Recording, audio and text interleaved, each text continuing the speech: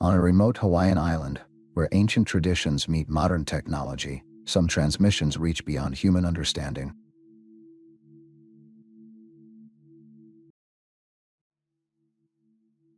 On the remote north shore of Molokai, where volcanic cliffs drop 300 feet into the churning Pacific, a single communications tower stands against the constant trade winds. The Federal Emergency Management Agency's Molokai North Shore Communications Station operates around the clock, its sophisticated equipment designed to broadcast tsunami warnings across the Hawaiian Islands within minutes of detection. David Nakamura had been the station's primary technician for 7 years. At 34, he was known for his methodical approach to equipment maintenance and his deep respect for the responsibility his position carried. Every month on the third Thursday, David conducted mandatory tests of the Pacific Tsunami Warning System. The routine was precise. Arrive at the isolated station by 11:30 p.m., run diagnostics on all broadcast equipment, and transmit test signals to ensure communication lines remained clear. The station itself consists of 3 buildings connected by covered walkways, designed to withstand hurricane-force winds and equipped with backup generators capable of running for weeks. Located on a narrow shelf of land between the cliff face and the ocean, it's accessible only by a single-lane gravel road that winds through 5 miles of undeveloped terrain. The nearest neighbor lives 12 miles away. On the evening of February 27, 2024, David followed his usual protocol. Security cameras recorded his arrival at 11:31 p.m., parking his Honda Civic in the designated spot near the main building. He appeared calm and focused as he unlocked the facility and began his standard checks. The automated systems logged his access at 11:34 p.m. For the next 13 minutes, everything proceeded normally. David activated the primary broadcast array, initiated diagnostic protocols, and began the systematic testing that he had performed dozens of times before. At 11:47 p.m., the system recorded his final log transmission, a standard test signal broadcast on emergency frequency 162.55 MHz. That transmission would be the last official communication from David Nakamura. When the morning shift technician arrived at 6:00 a.m. the following day, David's car remained in the parking area. The main building stood unlocked, its doors slightly ajar in the steady trade wind. Inside, all equipment appeared to be functioning normally. The night's testing sequence had been completed successfully, with diagnostic reports showing green across all systems. But David was nowhere to be found. What made the disappearance particularly puzzling was the condition of the control room. David's clipboard sat on the main console, his final test entries completed in his characteristic neat handwriting. His coffee mug, still half full, sat beside the radio equipment. His jacket hung on the back of his chair. Everything suggested he had simply stepped away for a moment and never returned. The Pacific Tsunami Warning System represents more than technology. It's a lifeline for millions of people across the Pacific Rim. David understood this responsibility intimately.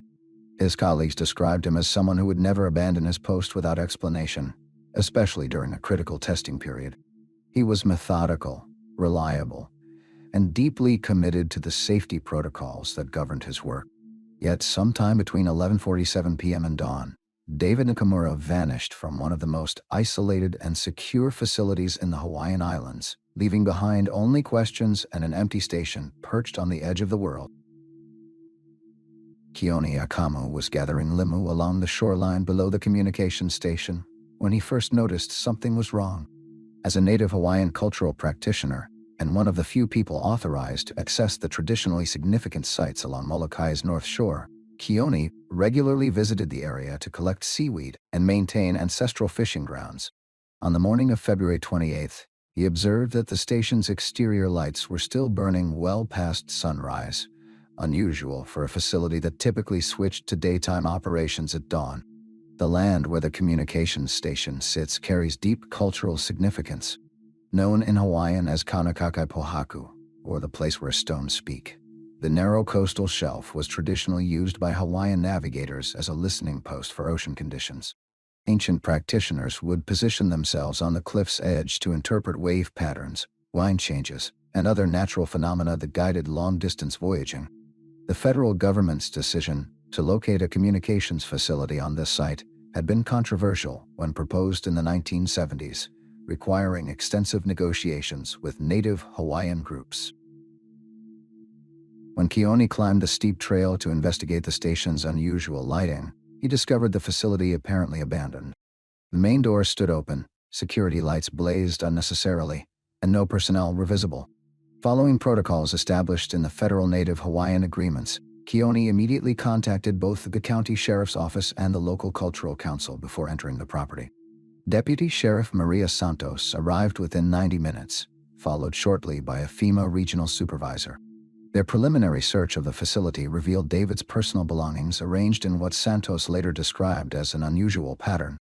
His wallet, keys, and cell phone were lined up on the control room desk with precise spacing. His work boots sat side by side next to his chair, as if he had stepped out of them deliberately. Most puzzling was the discovery of his emergency radio, standard equipment for all technicians, placed in the center of the main console with its antenna fully extended. Search teams began arriving by afternoon. The Molokai Volunteer Fire Department coordinated ground searches while a Coast Guard helicopter swept the coastal areas. The terrain presented immediate challenges. The volcanic cliffs offered few routes down to the water, and the constant trade winds made aerial observation difficult. Search dogs were brought in, but they lost David's scent at the cliff's edge approximately 50 yards from the station. As news of the disappearance spread through Molokai's small community, residents began sharing information that painted a more complex picture of recent events. Several people reported hearing unusual radio transmissions on amateur frequencies during the nights leading up to David's disappearance. These weren't the standard emergency broadcasts or communication tests, but what one ham radio operator described as encrypted signals with a rhythm that didn't match any standard protocol. Mrs. Eleanor Pualani, who lived closest to the access road, told investigators she had noticed increased activity at the station over the past month. Usually you'd only see one car going up there for the monthly tests, she explained. But lately, there were sometimes 2 or 3 vehicles. Different times of day, not just the regular schedule.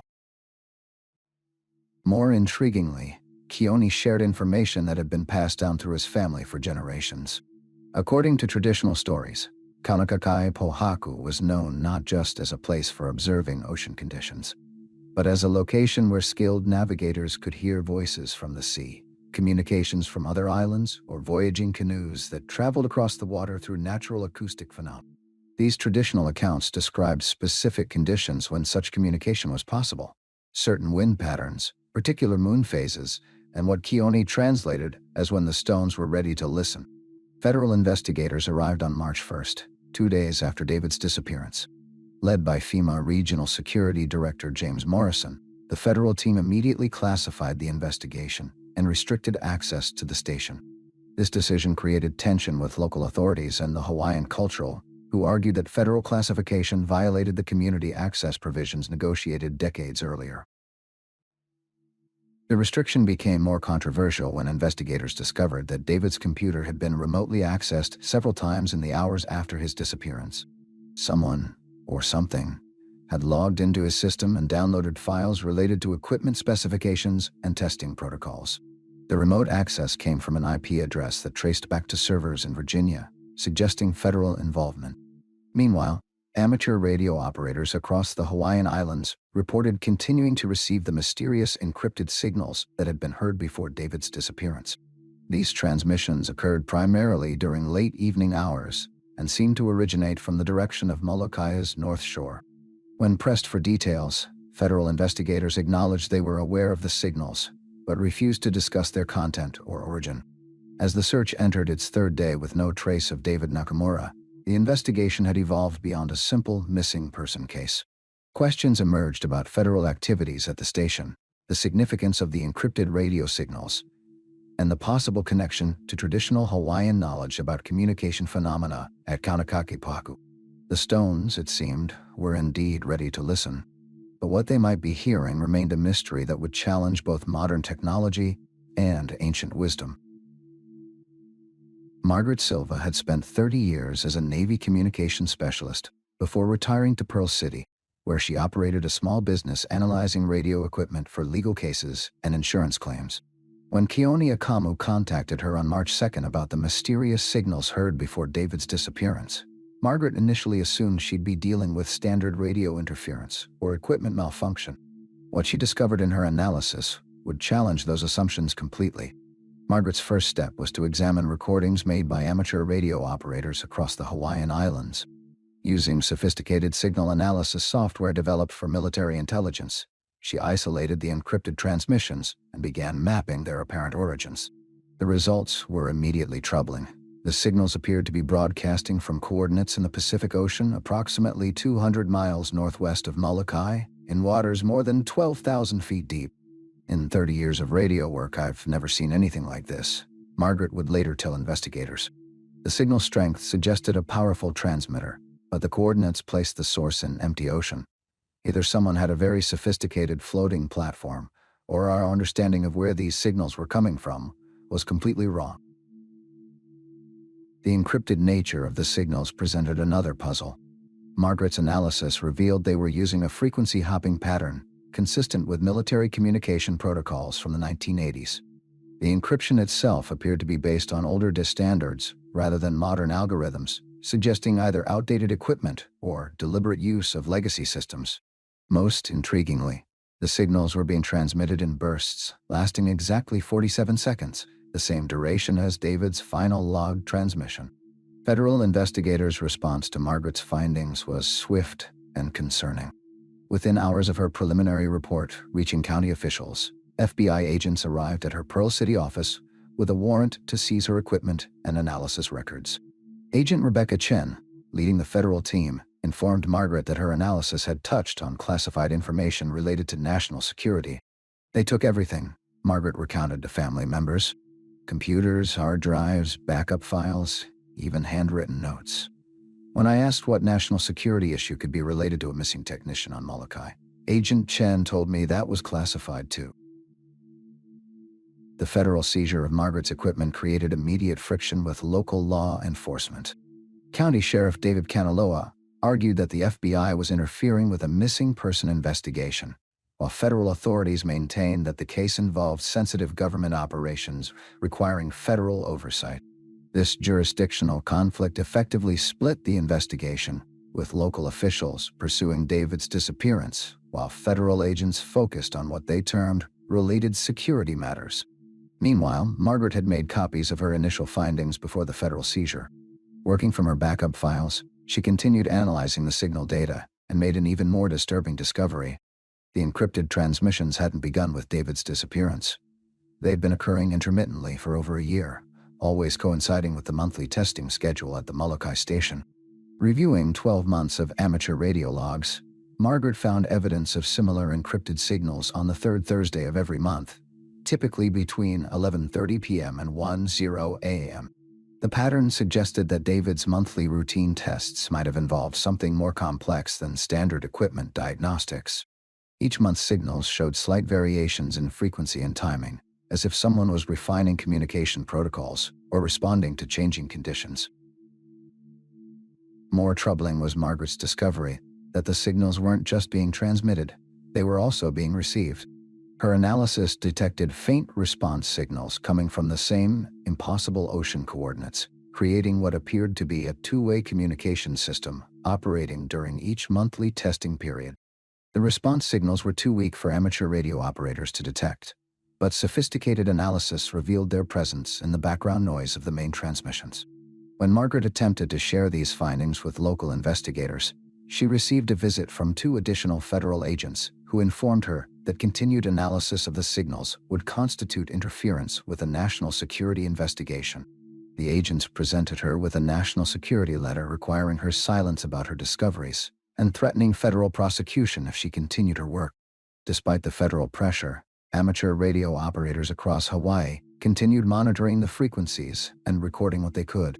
On March 4th, 6 days after David's disappearance, new encrypted signals were detected coming from the Molokai station. Security cameras showed the facility remained empty, with no personnel on site. Yet someone, or something, was clearly operating the communication equipment. The impossible nature of the transmissions raised fundamental questions about the investigation. If the signals were originating from empty ocean, what kind of technology could support transmission from that location? If David had been involved in secret communications for over a year, what was the purpose of those transmissions? And perhaps most importantly, if the equipment was still operating after David's disappearance, Who was controlling it? Federal authorities maintained their position that the case involved classified matters beyond local jurisdiction. But for Margaret Silva and the amateur radio community, the evidence suggested something far stranger than a typical government operation. The signals continued. The ocean coordinates remained impossible, and David Nakamura was still missing. Somewhere in the Pacific darkness, encrypted messages traveled between a remote Hawaiian communication station and coordinates that shouldn't exist. And with each transmission, the mystery deepened into questions that challenged both scientific understanding and government explanations. The tension between federal investigators and the native Hawaiian community reached a breaking point on March 5th, when FBI agents attempted to restrict access to Kaunakakai Pohaku without following the cultural protocols established in the original land use agreements. Keone Akamu and other native Hawaiian cultural practitioners had maintained their traditional responsibilities to the site for decades, but Agent Rebecca Chen declared the area an active federal crime scene, superseding all previous agreements. They showed up with their badges and their authority, Keone later explained to a gathering of the Molokai Cultural Council. But they had no understanding of what this place means, no respect for the protocols that have protected these lands for generations. You cannot simply declare federal jurisdiction over sacred ground without following proper procedures. The confrontation escalated when federal agents discovered a cache of documents in David Nakamura's personal effects that had been missed during the initial search. Hidden in a waterproof container, buried beneath a traditional stone cairn on the cliff's edge, the documents included technical specifications for communication equipment not officially assigned to the Molokai station, encrypted frequency charts, and what appeared to be operational schedules spanning the previous 18 months. Most significantly, the documents contained references to Project Deep Listen, a designation that meant nothing to local investigators but caused immediate concern among federal authorities. Within hours of the discovery, the FBI team was reinforced by personnel from the National Security Agency and the Department of Defense, transforming what had begun as a missing person case into what officials described as a matter of national security. Agent Chen's attempts to establish federal control faced unexpected resistance from an unlikely source: traditional Hawaiian legal principles. Attorney Nalani Pano, representing the Native Hawaiian Legal Corporation, argued that the federal government's original agreements to locate the communications station on sacred land had included specific provisions for cultural access and community oversight.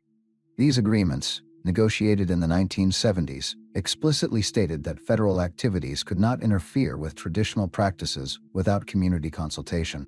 The federal government wants the benefits of operating on sacred land, Pano argued in an emergency court filing. As legal battles developed, Keone shared information that added another layer to the mystery. According to traditional stories passed down through his family, Kaunakakai Pohaku had always been associated with communication phenomena that Western science struggled to explain.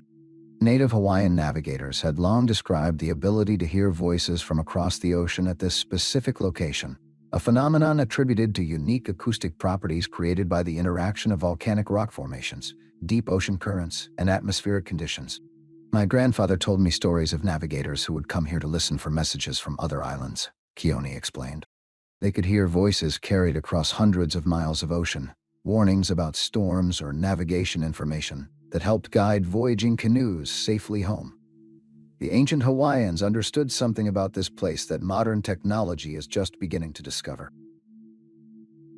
This traditional knowledge took on new significance when equipment analysis revealed that David had been receiving signals, as well as transmitting them. Federal investigators initially dismissed the amateur radio community's reports of two-way communication, but analysis of the station's sophisticated recording equipment confirmed that response signals were indeed being received from the impossible ocean coordinates. The equipment logs showed David had been documenting and analyzing these responses for months. The pattern that emerged suggested David had been engaged in far more than routine testing. According to the encrypted schedules found in his hidden documents, he had been conducting systematic communication attempts, gradually refining frequencies and timing based on response patterns. The monthly tests appeared to be part of a long-term project to establish reliable two-way contact with whatever was responding from the deep ocean coordinates. Federal authorities' insistence on classification created additional problems when local search efforts continued despite official restrictions. Coast Guard vessels conducting expanded searches reported equipment malfunctions when approaching the coordinates from which the signals appeared to originate. Navigation systems failed, radio communications were disrupted, and in one case, a search helicopter experienced sudden engine problems that forced an emergency return to base. Every time we try to investigate the source of those signals, Coast Guard Lieutenant Commander Sarah Mitchell told county officials, we encounter problems we've never seen before. It's as if something doesn't want us getting too close to those coordinates. The federal investigation's focus shifted dramatically when NSA analysts discovered that the communication patterns David had been documenting matched protocols from classified Cold War-era projects. The Project Deep Listen documents referenced in David's notes appeared to relate to experimental long-range communication systems developed in the 1970s for monitoring submarine activity in the Pacific. But if Project Deep Listen was a Cold War relic, what was still responding to signals from the deep ocean coordinates? And why had David Nakamura, a civilian emergency broadcast technician, been secretly involved in what appeared to be ongoing classified communications? As federal authorities tightened their control over the investigation, the questions multiplied. Traditional Hawaiian knowledge suggested the site had always possessed unusual communication properties. David's hidden documents revealed months of systematic contact attempts. And somewhere in the deep Pacific, something continued responding to signals from an abandoned communication station on the edge of sacred ground. The stones of Kaunakake Pohaku had been listening for over 1,000 years, but what they were hearing now defied both traditional understanding and modern explanation, creating a standoff between federal secrecy and indigenous rights that would complicate every aspect of the search for David Nakamura. Margaret Silva had been analyzing radio transmissions for over 30 years, first for the Navy's Pacific Fleet Communications Command, then as a civilian contractor. But the encrypted signals from David Nakamura's abandoned station presented something she'd never encountered before. The mathematical precision of the frequency modulation was too sophisticated for standard equipment, yet the underlying structure felt familiar in a way that troubled her. Working from her home office in Pearl City, Margaret began cross-referencing the signal patterns against historical Navy archives. What she discovered, buried in declassified documents from the 1970s, sent a chill down her spine. Similar disappearances had occurred at remote Pacific communication stations during the height of the Cold War. A radar operator in Guam, 1973.20, a communications specialist in American Samoa, 1976.26, a weather observer in the Aleutians, 1979. All had vanished during routine overnight shifts. All had been monitoring classified frequency ranges. The common thread was a project code named Deep Listen, an experimental program designed to monitor Soviet submarine communications across the Pacific Basin. According to the fragmented records, the project had been abruptly terminated in 1981, following what official documents described only as technical complications and personnel concerns. David's encrypted files, finally cracked by Margaret's software, contained dozens of references to Deep Listen protocols. Signal logs showed he had been following transmission schedules established nearly 50 years earlier, broadcasting into oceanic coordinates that aligned with known deep-sea communication arrays. But more disturbing were his personal notes, scrawled in the margins of technical manuals. They're responding now. The old frequencies are active again. Meanwhile, on Molokai's north shore, traditional Hawaiian navigator Kupuna, Rose Nakoa was sharing her own discoveries with Keone Akamu. Her grandfather had been one of the last practitioners of traditional Polynesian navigation, capable of reading ocean currents and wind patterns to traverse thousands of miles of open Pacific. According to family stories, her grandfather had spoken of places in the deep ocean where voices could be heard. Not human voices, but something older, something that resonated through the water itself.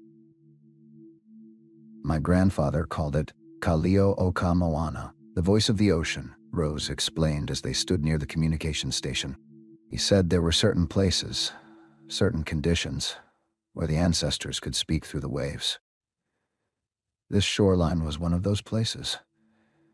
That's why it was Kapu, sacred and restricted.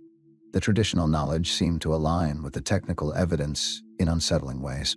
Rose described how her grandfather had warned, that the ocean voices were strongest during certain lunar phases, when tidal forces were at their peak. Margaret's analysis showed that all of David's most significant signal intercepts had occurred during new moon periods, when gravitational forces created optimal conditions for low-frequency transmission through deep water. On March 18th, exactly 3 weeks after David's disappearance, the abandoned communications station recorded new activity. Automated monitoring equipment detected a burst transmission lasting 17 seconds, originating from coordinates 247 miles northwest of Molokai. The signal matched David's encryption protocols exactly. Federal investigators arrived within hours, but their presence only deepened the mystery. Rather than treating the new transmission as evidence of David's location, they seemed more concerned with dismantling the monitoring equipment. Agent Rebecca Chen ordered all recorded signals classified and transferred to federal custody. "This is a matter of national security," Chen told Margaret when she protested the seizure of her analysis equipment. "Your assistance is no longer required." But Margaret had been careful. Copies of her signal analysis were stored on secure servers, and she'd already shared key findings with Keone and Rose. The pattern was becoming clear. David hadn't simply vanished. He had discovered something that connected decades-old Cold War monitoring programs with traditional Hawaiian knowledge of oceanic phenomena. The declassified Deep Listen files revealed a project that had gone far beyond simple submarine detection. Dr. Elizabeth Warren, the project's chief oceanographer, had theorized that certain geographic features created natural acoustic channels through deep water. Her research identified locations where sound waves could travel on the ocean floor for thousands of miles with minimal degradation. The north shore of Molokai, with its proximity to the Hawaiian deep and unique underwater topography, had been identified as an ideal monitoring station. But according to the files Margaret uncovered, Deep Listen had discovered more than Soviet submarines. Beginning in 1974, monitoring stations began recording structured signals that didn't match known Soviet technology. The transmissions followed mathematical patterns that suggested artificial origin, yet their source coordinates placed them in ocean depths exceeding 15,000 feet, far beyond the operational capability of any known submarine. Project records described increasingly erratic behavior among technicians assigned to monitor the deep frequency channels. Sleep disorders, auditory hallucinations, and what psychological evaluations termed oceanic fixation syndrome plagued personnel at remote stations. Several technicians reported hearing voices speaking in unknown languages through their equipment during overnight shifts. The project's termination in 1981 followed what military investigators classified as a cascade failure event. 5 monitoring stations across the Pacific simultaneously detected a massive signal surge originating from coordinates in the Puerto Rico Trench. The transmission lasted 47 minutes and contained what acoustic analysts described as impossible harmonic structures, sound patterns that violated known physics. Within 72 hours of the event, all Deep Listen stations went offline. 3 technicians were declared missing. Their bodies never recovered. The remaining personnel were reassigned to different commands with strict confidentiality agreements. All equipment was dismantled, and the project's existence was classified at the highest levels. The question now wasn't whether David was still alive, but whether he was still in control of his own communications. As federal agents worked to sanitize the Molokai station, Rose Nakoa performed traditional protocols to protect the sacred site, scattering blessed salt water while chanting prayers her grandfather had taught her. The ocean, as always, kept its secrets. But deep beneath the waves, something was listening.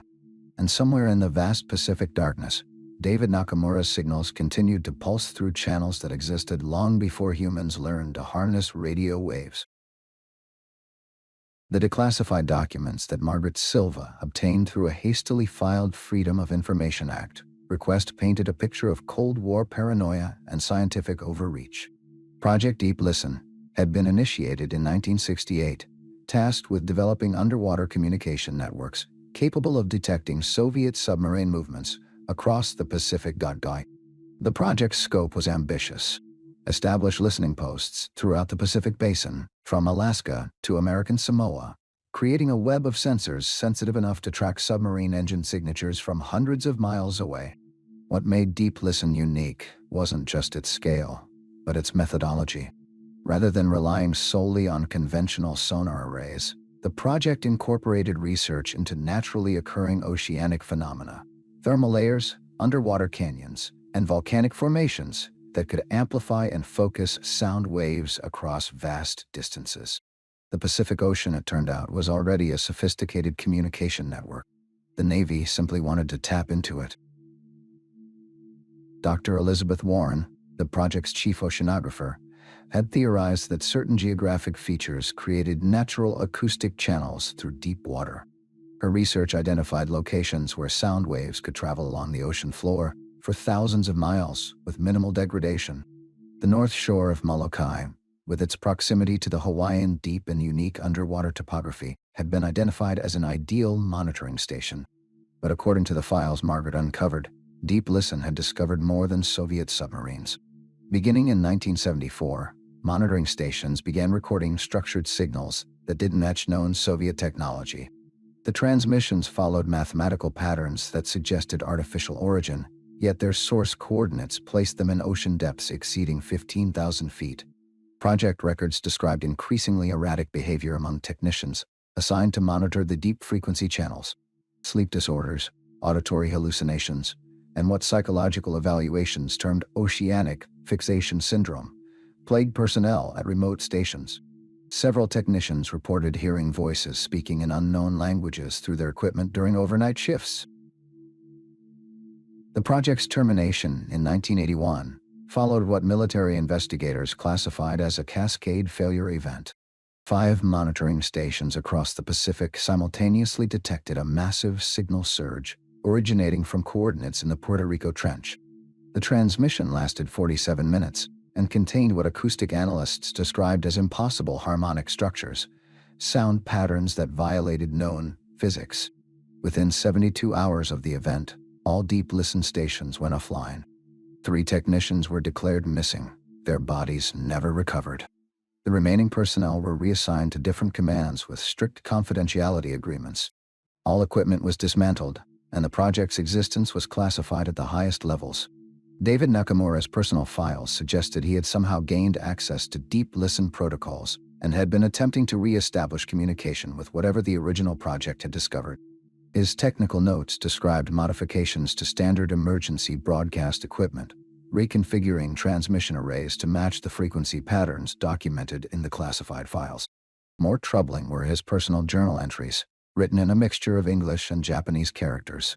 Margaret's translation software rendered passages like, "The deep channels are opening again.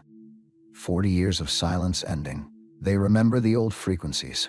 Tonight, I make contact." Traditional Hawaiian knowledge offered a different interpretation of the same phenomena.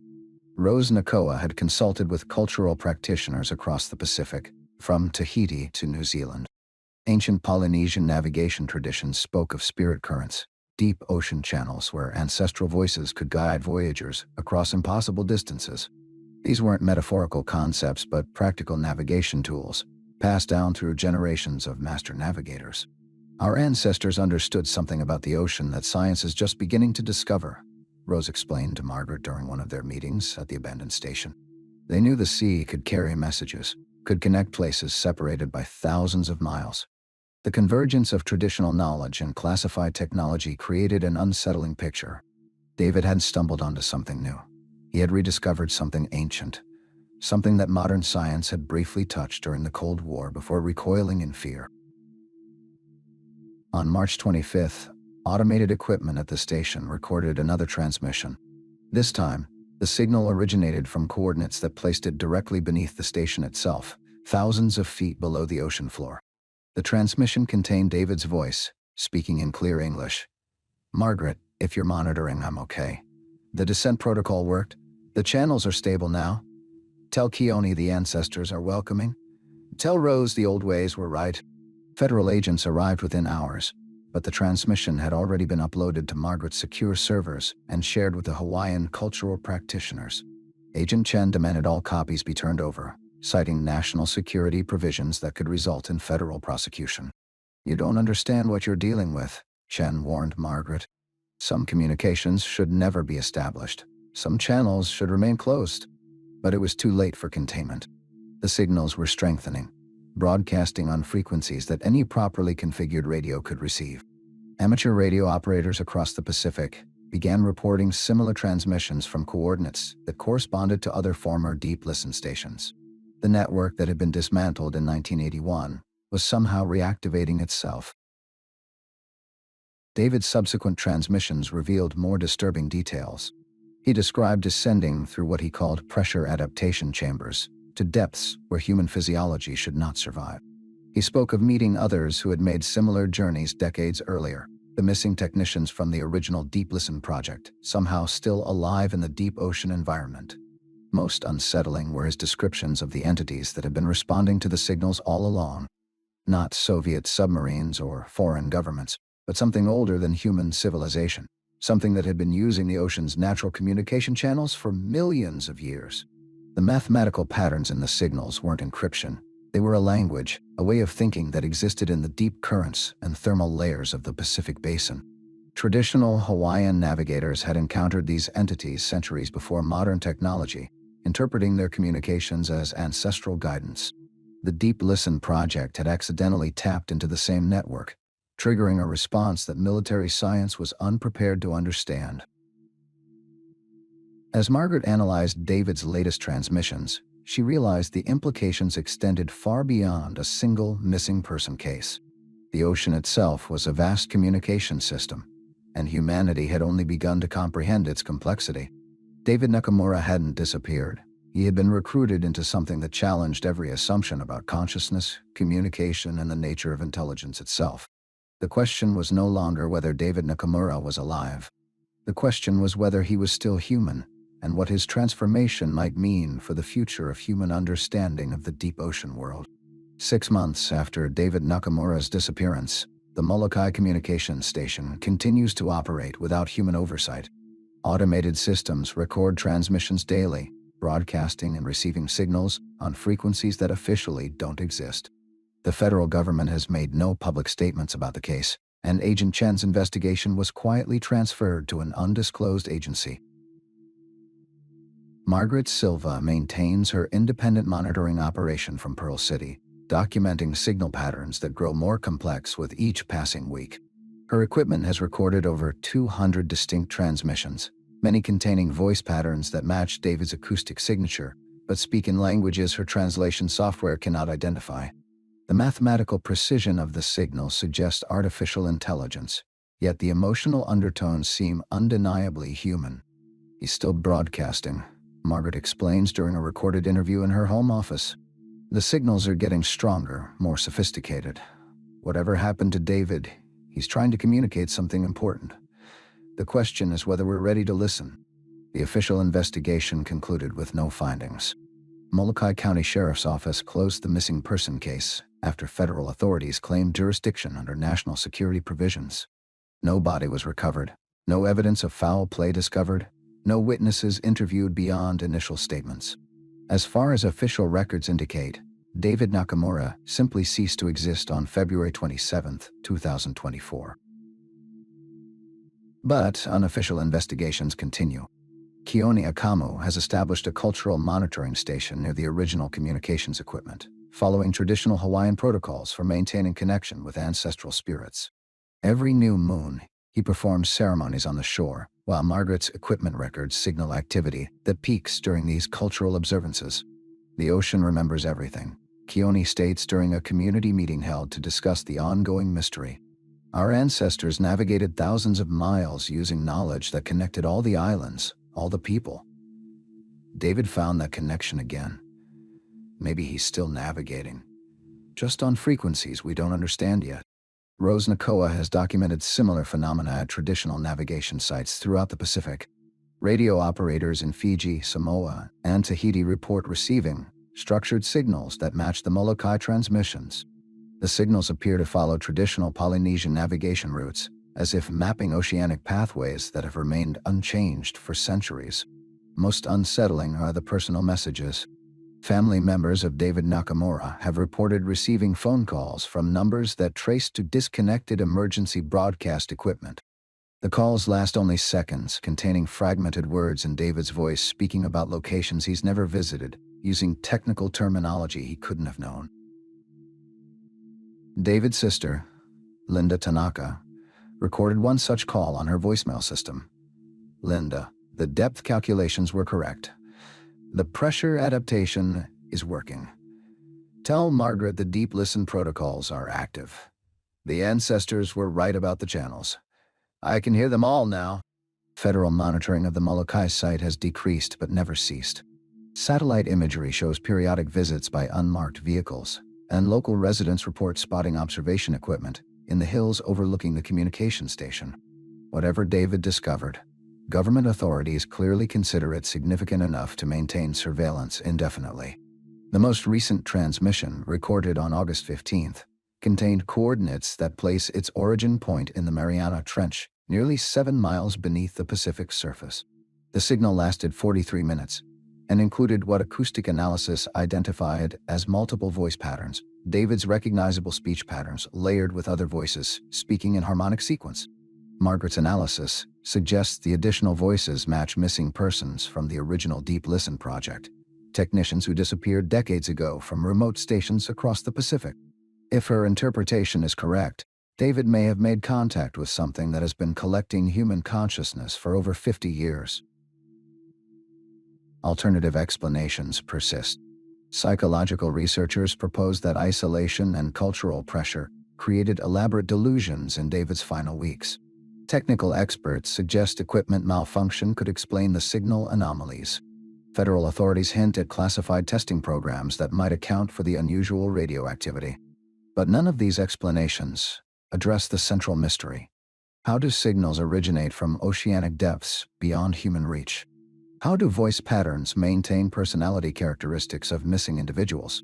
The amateur radio community has embraced the mystery, establishing monitoring networks across the Pacific to track the continuing transmissions. What they've discovered suggests a communication system of staggering complexity, connecting points separated by thousands of miles of ocean through natural acoustic channels that predate human technology. Traditional Pacific Island navigators described similar phenomena in their oral histories. Voices from the deep ocean that guided voyaging canoes across impossible distances, ancestral wisdom that flowed through underwater currents and thermal layers. Modern science is only beginning to understand what indigenous cultures have known for generations. The ocean itself is alive with intelligence. As this investigation concludes, the Molokai Communications Station transmits its nightly sequence, broadcasting into the darkness of the Pacific Basin. The signals travel along thermal layers and underwater mountain ranges, following pathways established by ancient Polynesian navigators and rediscovered by Cold War technology. Somewhere in the deep ocean, David Nakamura's voice continues to echo through channels that connect Hawaii to islands scattered across 10 million square miles of Pacific water. Whether those signals represent human consciousness adapted to an alien environment, or something far older learning to speak with human voices, remains unknown. The ocean keeps its secrets, but it also keeps its promises. And for those willing to listen on the right frequencies, the conversation continues every night, broadcast from coordinates that exist somewhere between scientific possibility and ancestral memory. The warning system still functions. The question is, what exactly is it warning us about? If this case stays with you, you're not alone. Here at Unresolved America, we cover cases like this every single day. Stories that deserve to be remembered, questions that refuse to fade. If you want to keep these investigations alive, hit that subscribe button and turn on notifications so you never miss a case. Drop a like if this story moved you, and leave a comment telling us which detail haunts you most. Until tomorrow, stay curious, stay vigilant, and never stop asking questions.